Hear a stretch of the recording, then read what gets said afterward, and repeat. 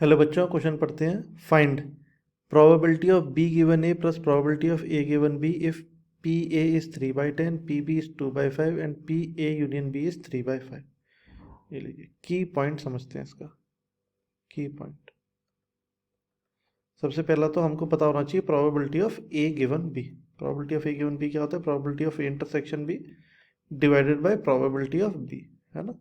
जो इधर ये बाद में इवेंट आता है वही इधर नीचे आता है ना। तो हम लोग प्रोबेबिलिटी ऑफ बी गिवन ए भी लिख सकते हैं ना। प्रोबेबिलिटी ऑफ बी इंटरसेक्शन है, ये तो सेम ही रहेगा, upon probability of A, right. ये जो बाद में फंक्शन आया वही नीचे फंक्शन आता है। ओके, सेकंड की कॉन्सेप्ट है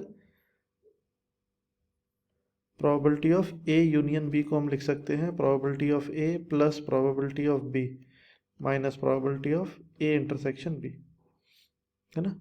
ये है सेकंड की कॉन्सेप्ट, की पॉइंट नहीं, की कॉन्सेप्ट, कोई बात नहीं, एक ही बात है। अब सॉल्व कर लेते हैं इसको, है ना। सबसे पहले तो इसमें फॉर्मूला लगाते हैं दोनों, probability of A intersection B upon probability of A plus probability of A intersection B upon probability of B, है ना। तो उसके लिए हमको probability of A intersection B चाहिए, वो इन तीनों से पता चलेगी।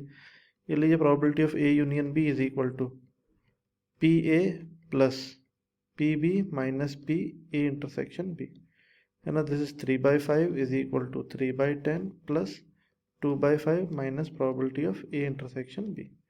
तो यहाँ से probability of A intersection B आ जाएगा 3/10 प्लस 2/5 माइनस 3/5। एलसीएम ले लें, एलसीएम इज 10, 3 प्लस 4 माइनस 6, तो this will come out to be 1/10, है ना। ये कितना आ जाएगा?